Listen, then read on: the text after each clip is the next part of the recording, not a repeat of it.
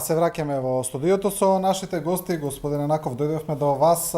Кажете ми, некако гледаме дека оно што се случува во обвинителството, но и во судот, доста се разликува од една ситуација, да речеме, од прилично блиска, од неколку месеци наназад, од последните одлучувања за притвори, од цело време го повикувавме обвинителството побрзо да работи на веќе ме прашувате за обвинителството, ја морам да кажам една работа што ја носам во себе. За цело време на владењето за овие уназад 10-11 години имавме обвинител или обвинителство кое не си ја вршеше својата работа. Да не забораваме, според кривичниот закон и за неизвршување на службените работи се одговара. Што сакам да кажам? Истото обвинителство само со промената на републичкиот јавен обвинител покажува една друга слика. Ајде да го преточиме тоа дека тоа е обвинителството за организиран криминал. Тој предмет стоеше долго време. Предпоставувам дека се работеше, се собираат докази, излезе ова што излезе. Меѓутоа, да не забораваме дека тоа е истата гарнитура и на суди, односно и на обвинители и на суди. Сега покажуваат друго лице. Сончогледите се обрнаа на другата страна. Тоа мораме да го изнесеме за да јавноста свати. Дека внатре, не дека нема луѓе, него има послушници, кои што во оваа ситуација или ќе созреат, или ќе мора да си го најдат патот таму кај што ги местат. Да, добро, може ли тоа да се реши со овие реформите што ги предлага владата во што ги бара меѓународната заедница? Јас имам на работите дека ветинг системот е еден од решенијата за реформи во правосудството, за јавноста да дознае што е тоа. Тоа е проверка на луѓето на кои што им е доделено вршење на јавни функции. Моето лично гледање на работите е, ние, ниту како народ, ниту како нација сме спремни за да имаме доживотен мандат. Јас сум присталица на ограничен мандат со реизбор. Затоа е таа проверка. Проверка за одреден период на време. На сите носители на јавни функции. Да, но ќе има ли вие и сами откажавте одговорност за тие обвинители и суди, дали едноставно ние ќе заборавиме на се што се случувало и како што велите ќе продолжиме само понатаму. Јас мислам не. Мое лично убедување е дека голем дел од нив се консултирани за настаните на 27 април. Тоа мислам дека не зборувам одговорно само за тоа, воопшто за се што се случувало. Воопшто меѓутоа ова е круна на нивното делување, ова е последниот настан од кој почнуваат работите во фаза на расчистување, така да речем. Добро. Господине Богоевски, и самиот во вашето обраќање преска кога кажавте една генерална слика за настанот, начнавте дел од ова прашање, а тоа е улогата на другите агенции кои беа посочени уште веднаш од јавноста, од медиумите за учеството во настаните во собранието, особено на агенцијата за разузнавање. Па таму имаше тогаш некои образложенија дека незините припадници биле таму на службена задача, дека во собранието тие следеле некои опасни групи кои биле дека но гледаме дека еден од нив, господинот Пепик, е заработи и притвор, вклучен во истрагата на обвинителството. Што правиме сега со одговорноста во самата агенција? Дали можеби и натаму ќе оди истрагата, дали незиниот врв бил вклучен во организацијата на овие настани? Вакви хиерархиски органи, структурирани хиерархиски, без дозвола или наредба на првиот човек, ништо не се случува.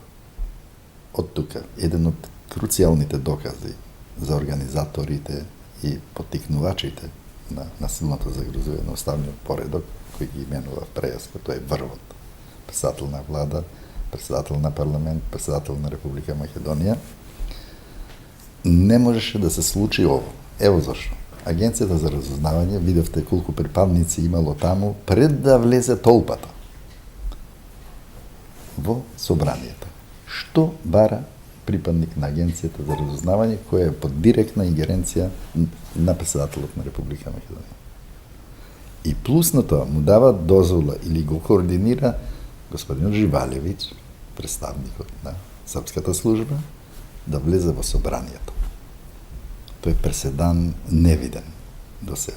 Второ, толку многу припадници на управата за безбедност и контраразузнавањето присутни во собранието, пред и за време и после настаните, затоа што ги отидоа да ги уништат снимените материјали од камерите. Ево, ги видовте доказите сега. Делно се вклучени во оваа постапка. Ниеден припадник не би се осудил ако Мијалков не му наредил.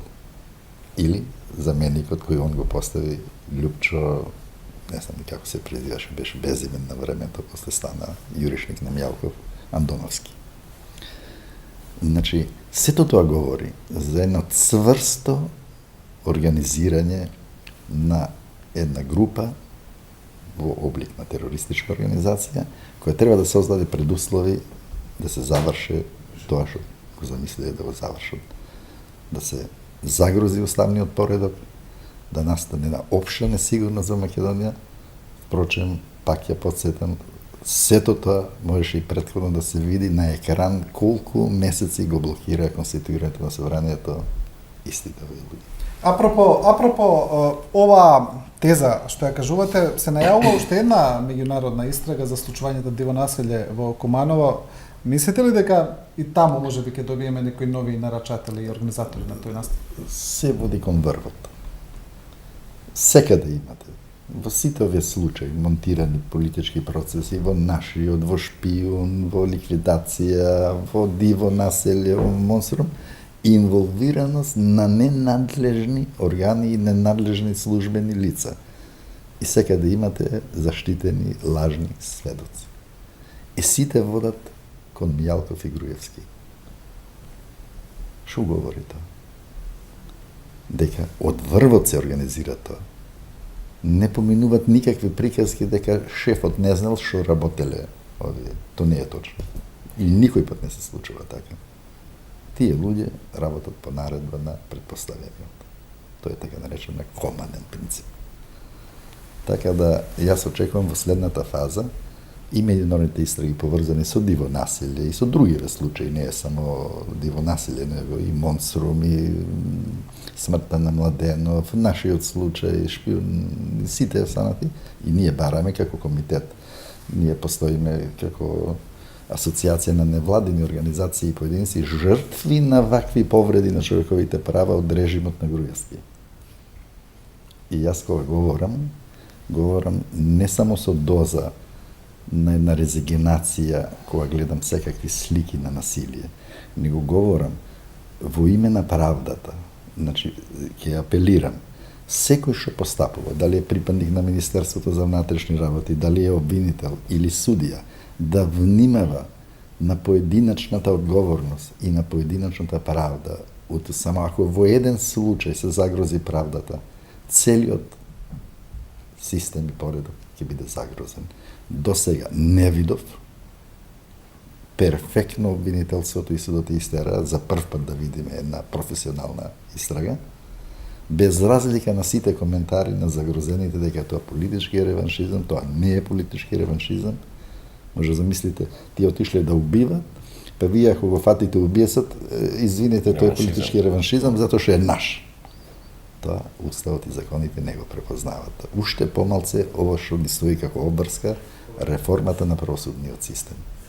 Ке видите кои се задачите таму кои ги имаме како предуслов за членување и во НАТО и во Европска унија.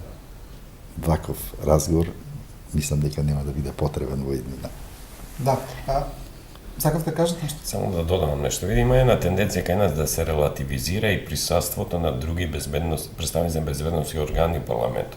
Значи, движењето у парламентот, дури и на припадници на МВР, на агенции, е ограничено. Тоа е парламент, таму е тој што одлучува председателот на парламентот и не може таму било кој, ба дури и од полицијата да влезе без повик. Точно. Значи, таа командна одговорност, како некој таму се нашол, ќе треба да се установи. Значи, не можете вие да релативизирате како тој од Белград, ја таму отидов да видам што има, а демек и овие од агенција отишле да видат што има. Значи, не се влегува у парламент туку така. Значи, ние имавме реакции и дури 24 декември, која беше тоа? Да.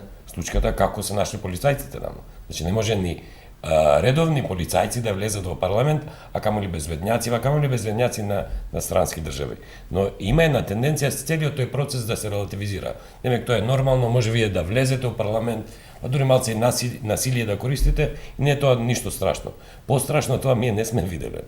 Ние сме поминали низ многу трауми као општество, но институционална траума поголема од 27 април не сме имали. И затоа овој случај треба секој кој било каква одговорност има во врска со 27 април, дали као мислител, организатор, извршител, секој треба својата одговорност да ја сноси, а не да има тенденција, ако е таа изјава вистинита, да се криват само полицајци обични и така натаму. Ако господин Богојевски вика дека нивната командна одговорност престанува, значи не е као редовните полицајци, него тие мора да реагираат по наредба или команда, тие или не действувале, или действувале врз основа на некоја наредба. И тоа треба да го за тоа треба да сноси одговорност, а сите после 27 април бевме информирани дека тој инструментот и механизмот кој ги снима командите случајно во тој период не работел, па не може да се знае кој што нареди. Да, ние толку сме, значи, пренатрупани од случај на случај, афера на афера, и самиот го спомнавте 24 декември, црниот понеделник. Се сеќаваме дека тој случај заврши со еден тогаш потпишан политички договор кој во мора да помене подоцна го прогласи за Палома хартија, но во кој потпишаа дека е прекршен уставот. Но не гледаме дека ние од страна на актуелната власт дека тој случај веќе се спомнува од тогаш.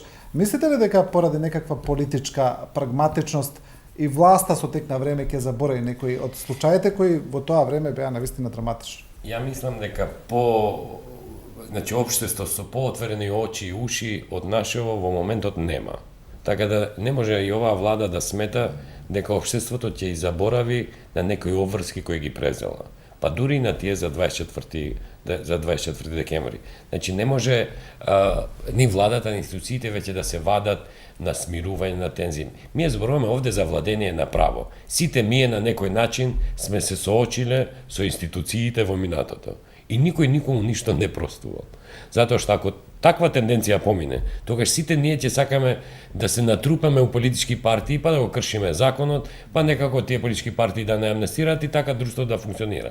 Не може тоа така да биде. Но мислам дека по освестено општество од моментот не сме имале, мислам дека такви тенденции нема да се дозволат. Ја ви велам, и тоа и претходно го реков.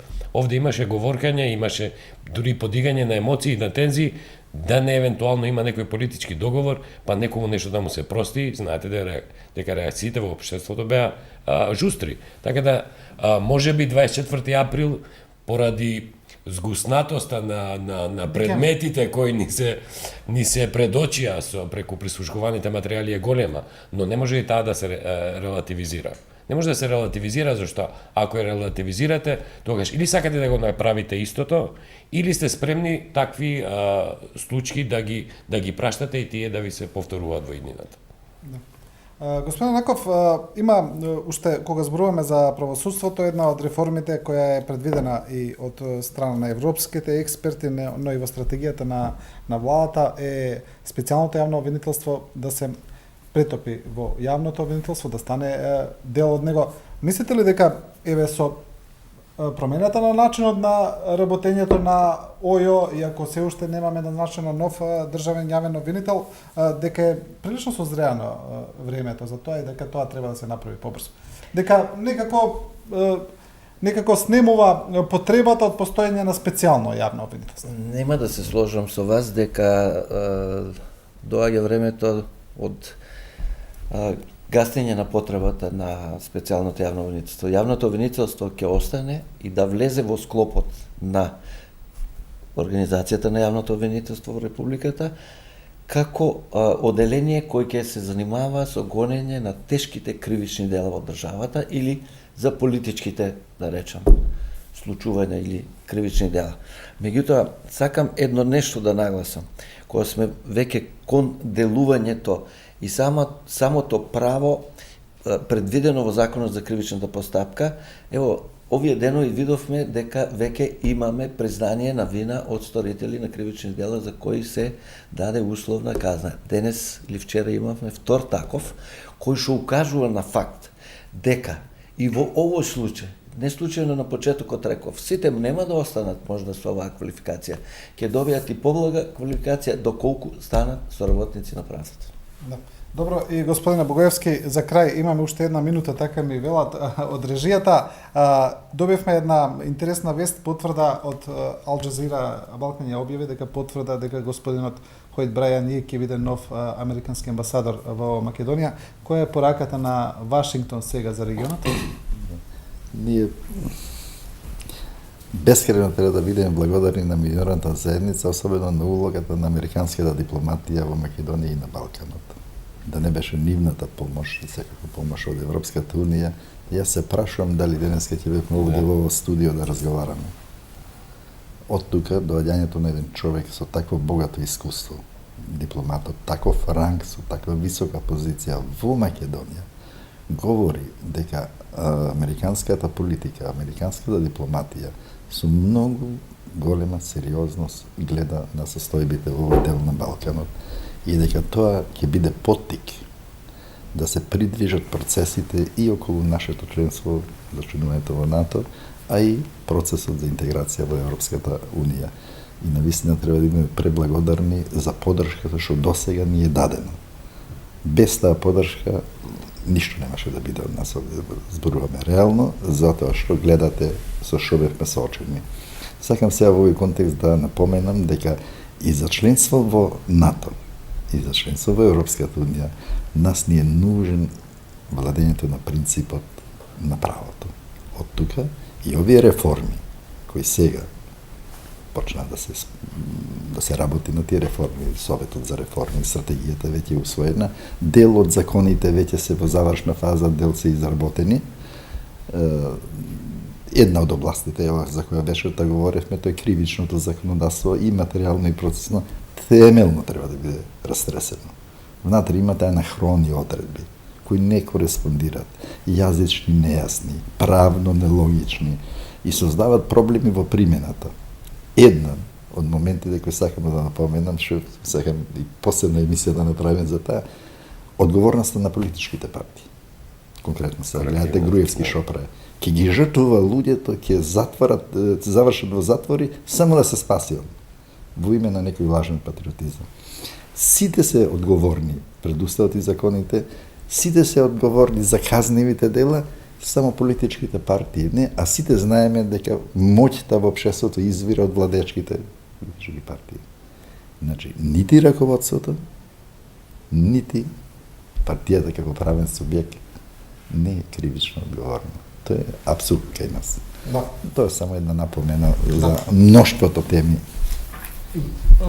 Добро, само за сејо да укажам. Баш кратко, Okay. да. Не, мислам дека треба да се укаже дека не е тоа еклатантен пример кај нас. Имаме и во други држави, институции, органи кои се бават со поспецифични предмети, така да не верувам дека има потреба тоа да се укине, тоа има потреба да се продолжи со работа, да помине сите тие материјали кои ги има во своја собственост, да било кој таму кој нешто сторил да се соочи со законот, а тие како институција се жив доказ дека во Македонија правна експертиза има, него треба да се изнајде начин и меанизам како и правосудството да си го обезбеди, да си обезбеди таа сигурност твоја за да може работата да сработи како што треба. Да. Добро, господа, ви благодарам на сите за учеството во оваа анализа. Вие, почитувани гледачи, следавте уште една емисија посветена на последните актуелни настани околу насилствата во собранието. Останете со програмата на Телевизија 24.